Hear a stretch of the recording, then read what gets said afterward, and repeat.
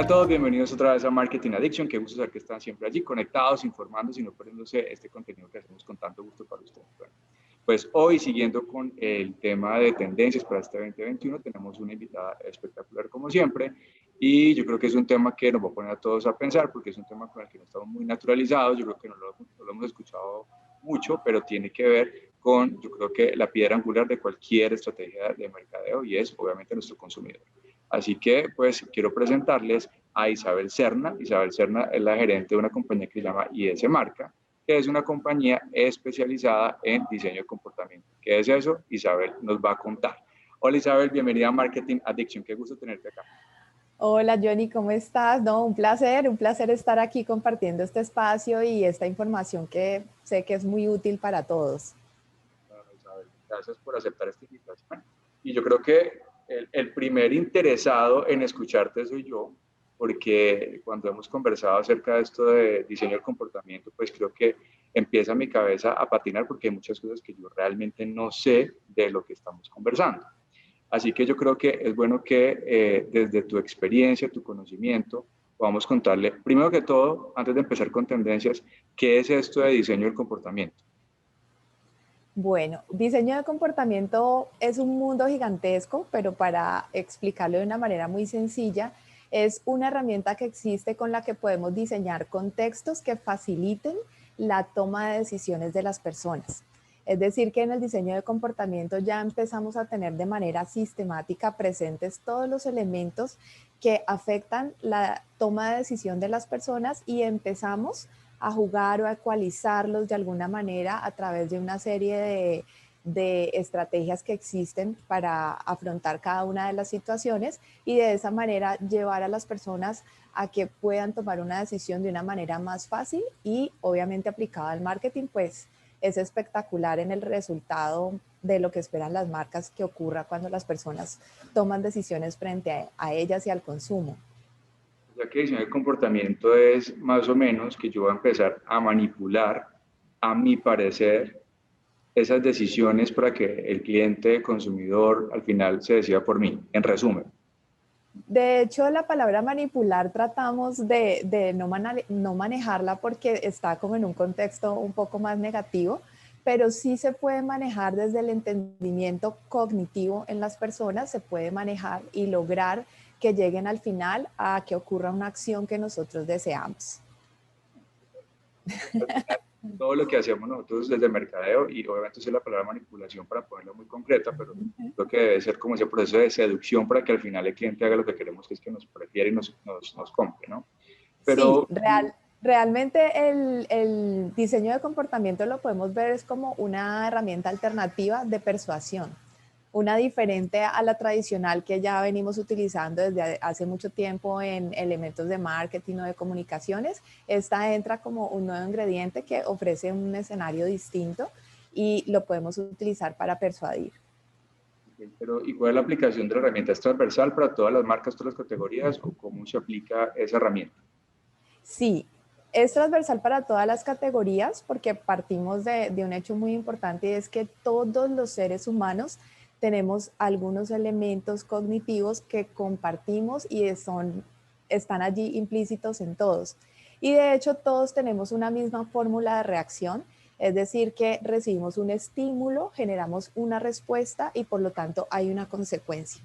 Entonces, esos tres elementos vistos por separado y desglosados desde digamos, desde el conocimiento profundo, el estímulo, hay una serie de herramientas que nos ayudan a diseñar unos estímulos que sean eficientes y adecuados para lo que estamos esperando, para que nos lleven a generar pues una respuesta positiva y por lo tanto haya una consecuencia que es la que deseamos que ocurra.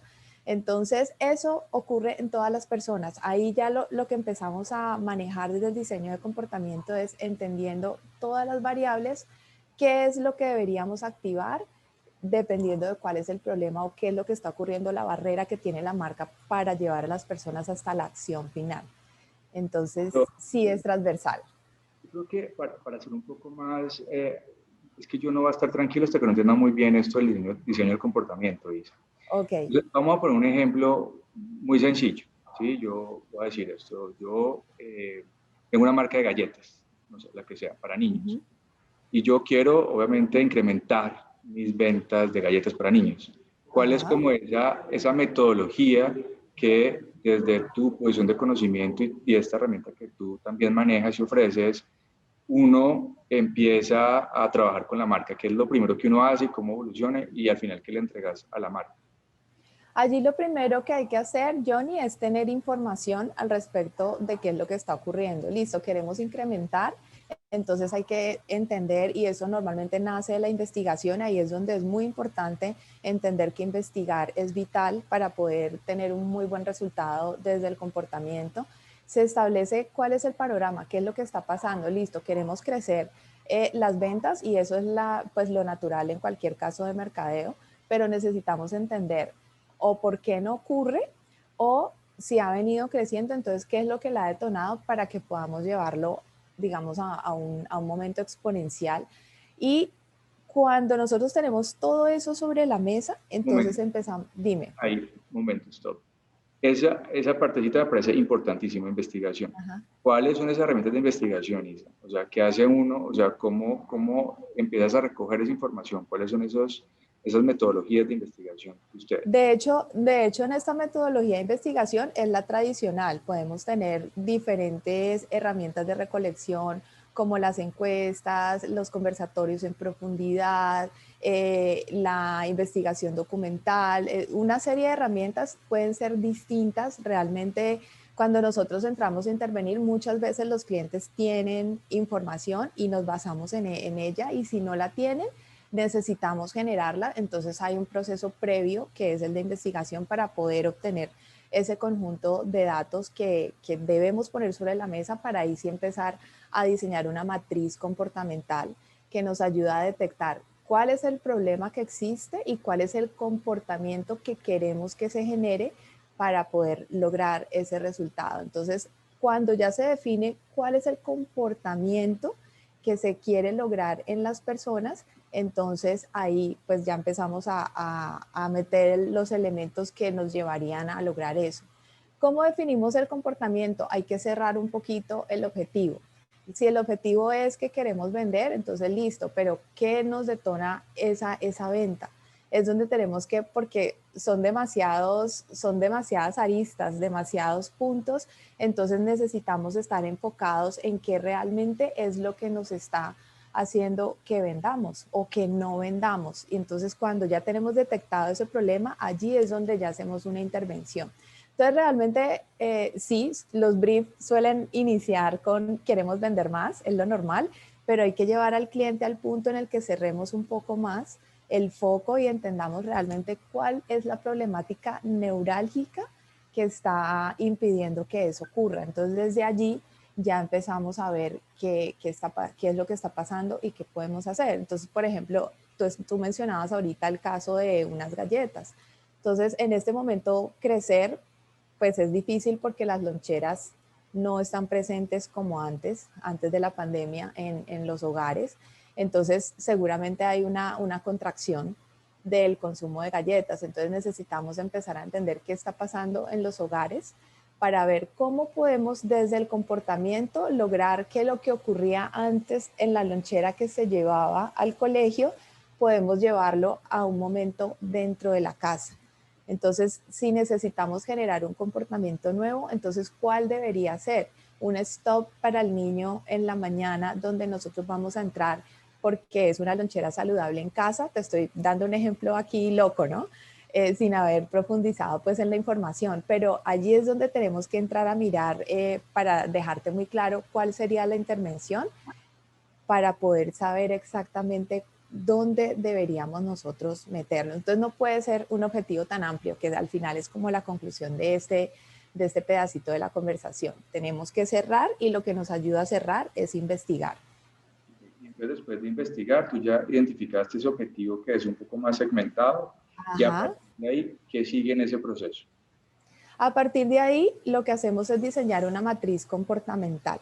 La matriz comportamental, pues es un documento pues realmente extenso, no quisiera como entrar así como mucho en detalle, pero sí es una herramienta que nos ayuda a poner sobre la mesa cuáles son los factores que están influyendo en el comportamiento de las personas a favor o en contra, ¿sí? Entonces, los vamos poniendo en unos cuadrantes y vamos al mismo tiempo encontrando qué estrategias existen desde diseño de comportamiento para abatirlos. Entonces, te voy a dar un ejemplo pequeñito. Todas las personas tienen algo que se llama aversión a las pérdidas. Todos sufrimos de eso y esa aversión a las pérdidas es una condición que nos hace valorar o recordar mucho más cuando perdemos que cuando ganamos. Es decir, nos duele perder más 2.000 que ganar 4.000. Eso es naturaleza humana. Entonces, si ya tenemos detectado qué es lo que está ocurriendo en ese cambio de comportamiento que queremos lograr, tal vez la aversión a las pérdidas o tener eso presente nos va a ayudar a desarrollar una estrategia. Entonces, listo, si estamos viendo que las personas están valorando más o recordando más la pérdida, entonces, ¿qué hacemos o qué podemos hacer para que eso no ocurra y lo llevemos hacia el otro lado y recuerde más o valore más la ganancia?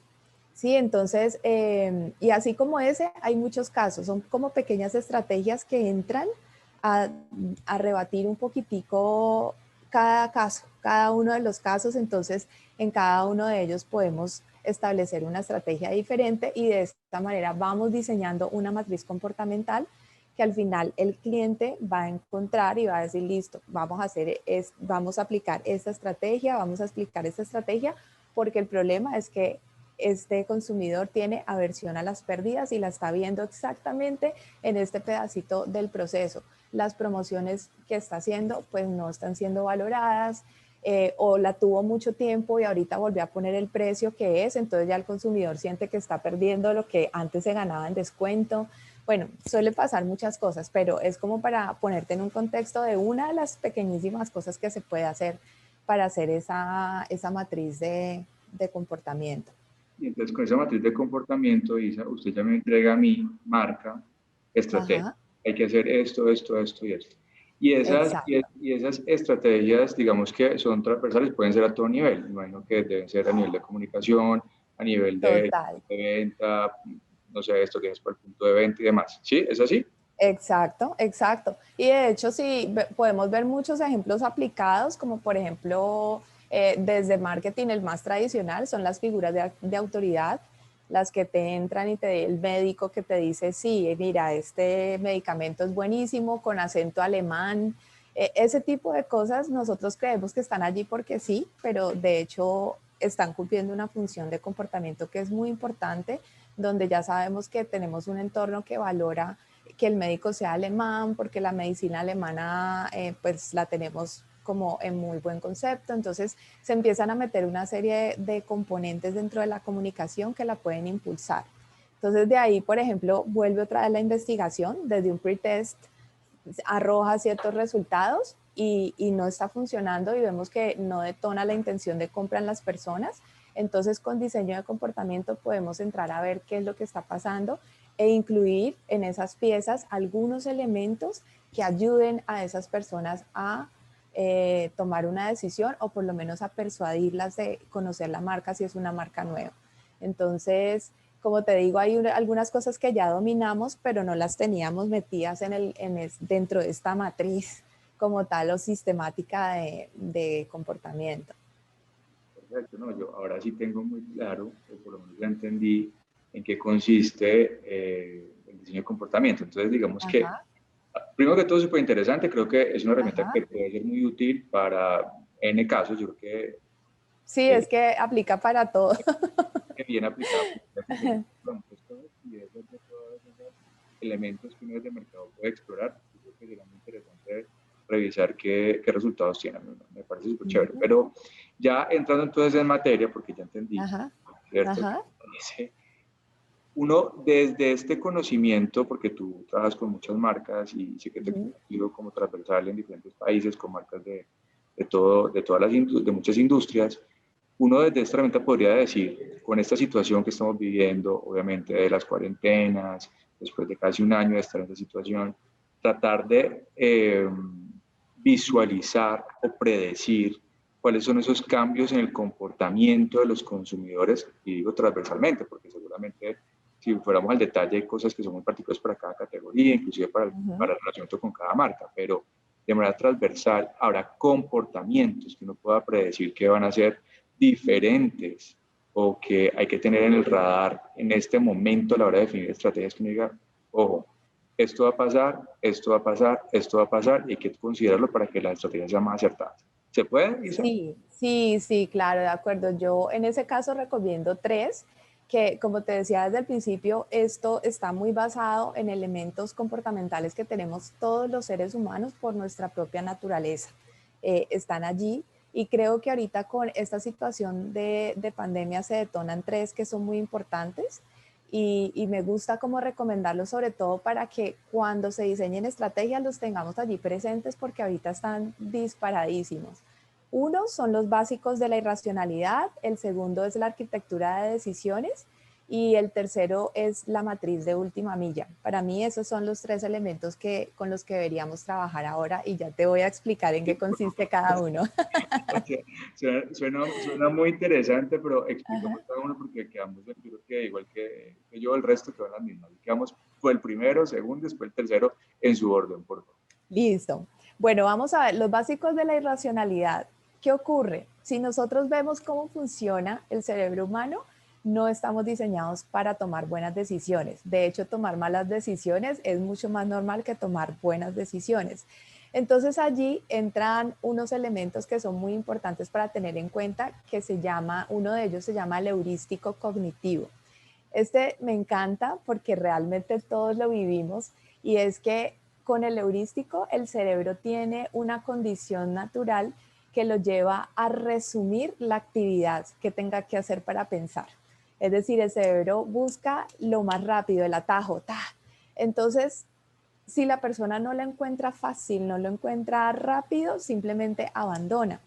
Y de hecho, desde el heurístico cognitivo, para ponerte un ejemplo, ocurre mucho en los rebotes en las aplicaciones o en los intros en las páginas web, cuando tú revisas en Analytics y hay disparados las tasas de rebote y entras a analizar esa entrada y resulta que está súper compleja y la persona entra, mira la pantalla y no sabe qué hacer, entonces no se va a poner a explorar, a leer, no, la persona simplemente no sabe qué hacer, chao, se va.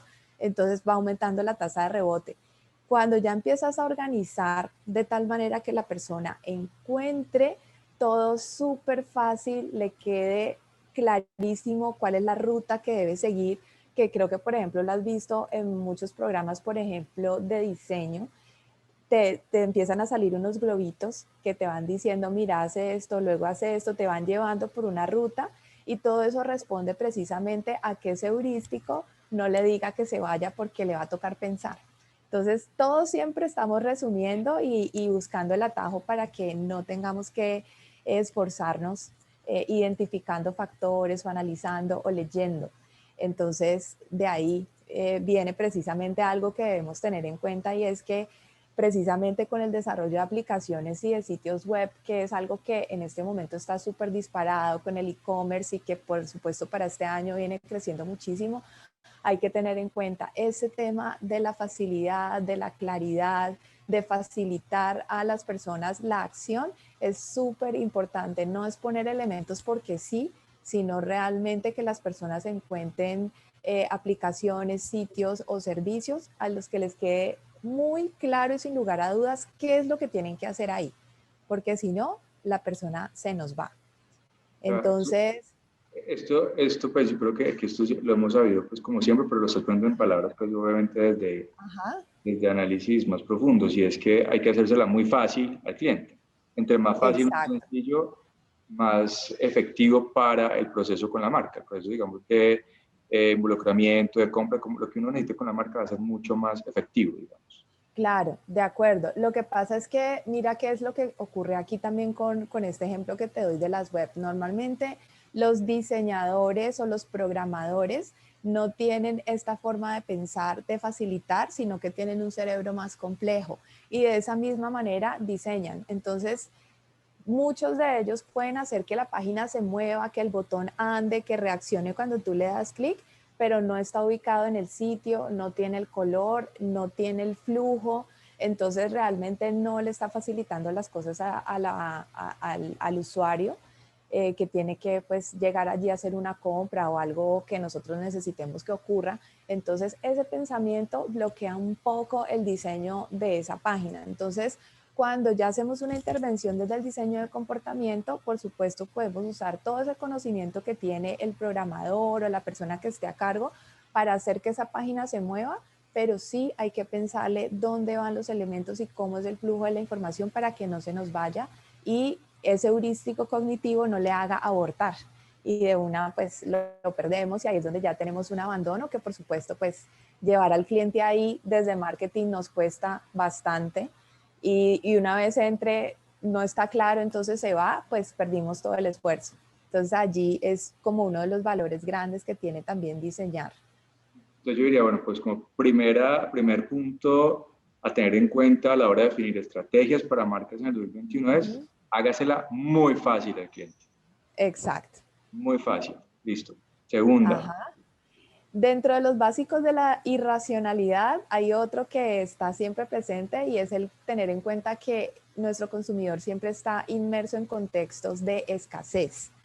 Y este año mucho más, y no nos referimos solamente a la escasez a nivel económico, sino también en otros sentidos, en emocional. Hay una cantidad de factores de escasez que están generando unos contextos en las personas y eso influye en su toma de decisiones. Entonces, en ese contexto de escasez, pues simplemente lo que vamos a entender es que las personas no tienen el mismo flujo de antes. Si antes ya era escaso, ahorita está mucho más escaso. Entonces tenemos que entender cómo generamos un valor que haga que dentro de un contexto de escasez, pues nuestra marca haga la diferencia. Entonces es importante tenerlo en cuenta y tenerlo sobre la mesa, sobre todo porque con todo este tema de la reinvención, pues muchas marcas están desarrollando propuestas nuevas, pero la propuesta de valor debe tener en cuenta que hay un contexto de escasez.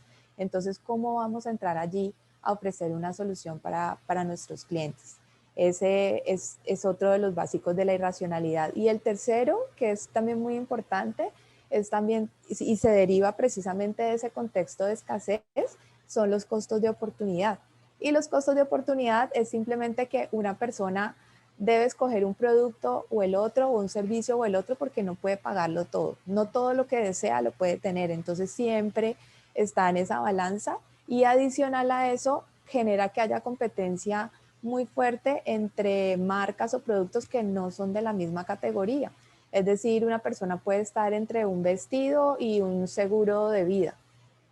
Y nada que ver el uno con el otro, pero o compra el vestido o compra el seguro de vida porque pues no va a tener para comprarse los dos. Entonces, muchas veces desde el marketing se comete ese error de que no tenemos en cuenta esos momentos en los que las personas deben decidir, no solamente por la misma categoría, sino por otras diferentes. Entonces, cuando ya empezamos a diseñar estrategias y meter estos ingredientes, nos va cambiando el punto de vista. Y si estamos desarrollando algún producto desde la innovación, también nos ayuda a cambiar completamente el punto de vista, no solamente por la parte de comunicación, sino del diseño del producto, de la oferta como tal, para que esté basada en cosas que las personas realmente van a valorar, teniendo en cuenta esos básicos de la irracionalidad. Y yo creo que ahí o sea, claro, me parecen los tres súper interesantes y creo que son absolutamente válidos. Lo que me parece un poquito complicado es uno a la hora de definir una estrategia. El tercer punto me parece que es un poquito difícil de establecer porque es que todos se vuelven potenciales competidores de tu marca, tu producto y tu oportunidad de venta. ¿Cómo Ajá. hace uno para definir realmente con quién compite mi oportunidad de venta? ¿Eso requiere un estudio muy profundo o uno como que en principio uno dice, no, mire, lo básico es entienda esta necesidad o no sé, ahí siento que es un poco complejo. ¿Cómo sería esa Sí, guía? sí, realmente sí es complejo, pero ahí parte mucho precisamente de la investigación, que te lo mencionaba ahorita, que la investigación es como la mano amiga del diseño de comportamiento, porque ahí tenemos que ver cómo funciona esa economía de ese hogar o de ese consumidor al que le estamos tratando de llegar. y entenderlo desde la investigación, incluir estos ingredientes para nosotros ver contra qué más estaríamos nosotros en la balanza de las decisiones de un cliente. Por supuesto no es fácil y tampoco es que sea obligatorio para todas las marcas, todo depende. De hecho, todo lo que estamos hablando aquí funciona para todos, dependiendo de sus contextos y dependiendo de cuál es la situación y qué es lo que está ocurriendo. No quiere decir que lo vamos a meter todo porque son demasiadas herramientas, entonces dependiendo de lo que esté ocurriendo, pues lo utilizamos. Pero en estos costos de oportunidad es interesante porque realmente pues, nos puede ayudar a tener como una idea mucho más clara de contra qué estamos compitiendo y cuánto las personas pues realmente hasta dónde están dispuestas a llegar con nuestro producto. Entonces ahí es donde nosotros también podemos hacer ajustes cuando hacemos un análisis desde los costos de oportunidad, porque por ejemplo, si nuestro producto está, por decirte algo, en 100.000 pesos con ciertos parámetros de ventaja para el cliente. Pero si lo bajo a 80, le quito algunos parámetros, pero es más viable que me lo compren en 80 que en 100. Y el cliente está dispuesto por los costos de oportunidad a sacrificar eso que los 100.000 no le cubre. Entonces, listo, hacemos un ajuste en nuestro producto, nos vamos con uno de 80.000 que tiene más posibilidades de rotar y de venderse que uno de 100.000 que de pronto no. Entonces, ahí, entendiendo esos elementos, podemos ajustar producto y entregar una mejor oferta al cliente. Listo, entonces tenemos estas tres básicas y adicionalmente hay que sumarle más cosas o hasta ahí. Sí, tenemos la arquitectura de decisiones y el tercer punto que es la matriz de última milla. Bueno, entonces te voy a explicar, ya vimos los básicos de la irracionalidad. La segunda recomendación es tener en cuenta la arquitectura de decisiones. Esto es muy simple, o sea, realmente es complejo si lo vemos a profundidad, pero es muy simple en la descripción y es que todos los seres humanos tenemos dos sistemas, solamente dos sistemas para tomar decisiones, el sistema 1 y el sistema 2. El sistema 1 es el sistema del resumen, el rápido, el que está más anclado a ese heurístico cognitivo que mencionamos ahorita. Es decir, que no profundizamos, no analizamos, no hacemos las cuentas, simplemente tomamos una decisión más impulsiva y listo. Y el sistema 2 es un sistema que está mucho más anclado y que es más escaso al raciocinio y al análisis como tal. Entonces te voy a dar un ejemplo. Primerísimo, así de primer puesto, una paleta, pues tú no le ves como mucho y te compras una paleta y ya. Pero y eso va con sistema 1. Si vas para una casa, la casa entra en el sistema 2, que ya es un sistema mucho más complejo, donde la persona necesita una argumentación mucho más profunda de cómo va a hacer su compra, qué va a recibir, qué la respalda, etcétera. Entonces, muchas veces lo que tenemos es, y que es un error muy común, hay productos que son de sistema 2 que los vemos con venta de sistema 1.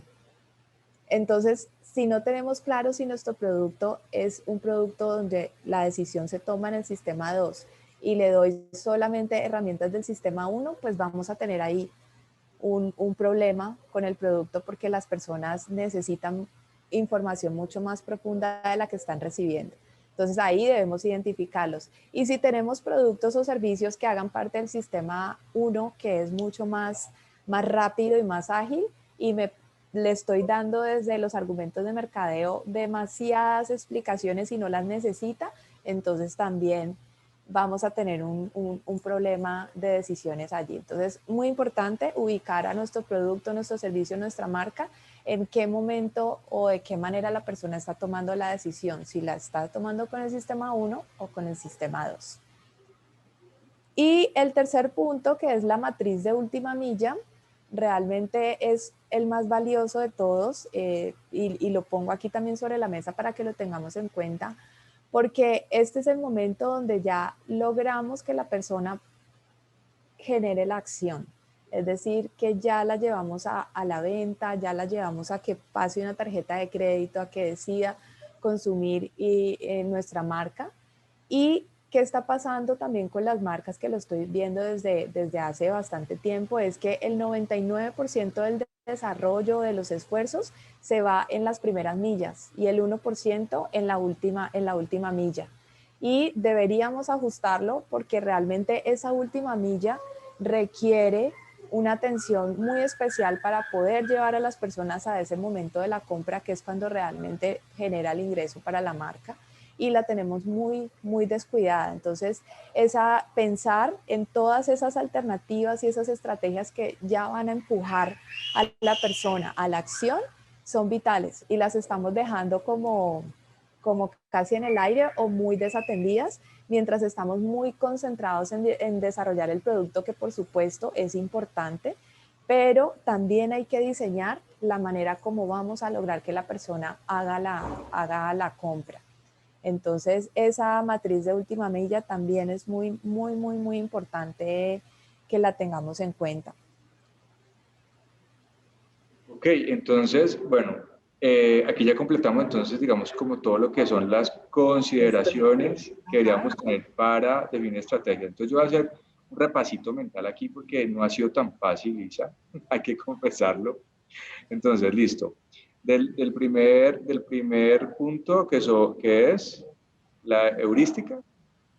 En el primer punto tenemos los básicos de la irracionalidad. Los básicos de la irracionalidad. Ajá.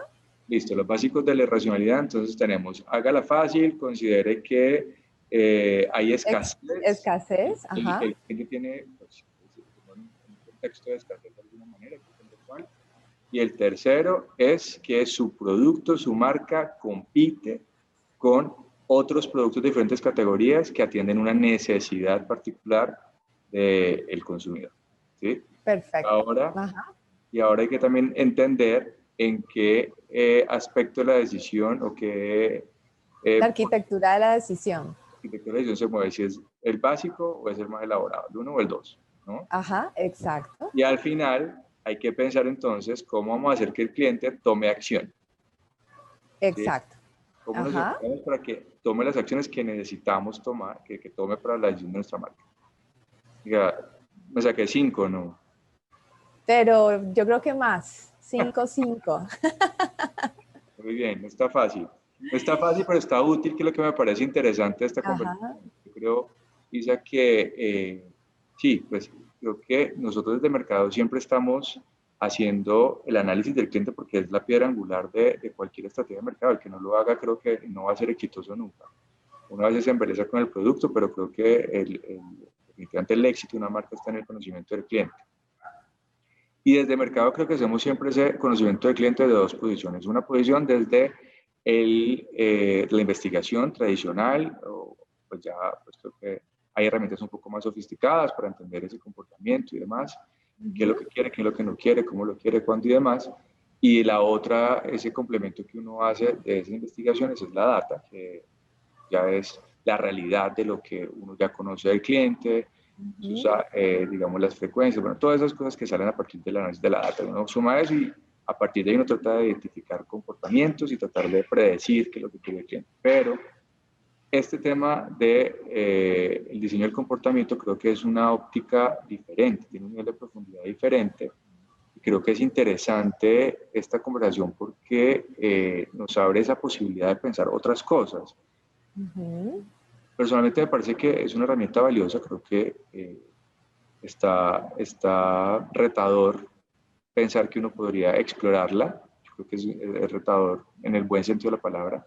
Así que bueno, pues yo creo que no me queda sino decirte que muchas gracias, Isa, por este espacio y por compartirnos este conocimiento. Yo creo que a muchos nos dejaste aquí pensando y empezando a cavilar qué tantas cosas puede uno hacer con las marcas que tienen bajo su responsabilidad y tratar de sumar estos elementos. Yo creo que por lo que estamos viviendo de incertidumbre es cada vez más válido esta exploración de herramientas como esta. Entonces creo que al lugar esta conversación me parece que es enriquecedora, a muchos les va a servir un montón. Así que mil gracias por este espacio nuevamente. Espero tenerte en otro momento para que seguramente ampliemos con casos todo esto que nos estás contando, porque me parece que interesante. Así que gracias, Isa, hasta tu casa. Muchísimas gracias. También espero volver a verte muy pronto y gracias por este espacio, fue delicioso conversar. También espero tener otra oportunidad para que podamos ver casos y de alguna manera todo pues como más aplicado, sino que es un tema muy, muy amplio y estamos tratando de resumirlo lo que más se pueda en este espacio, pero espectacular. Muchísimas gracias. Bueno, no.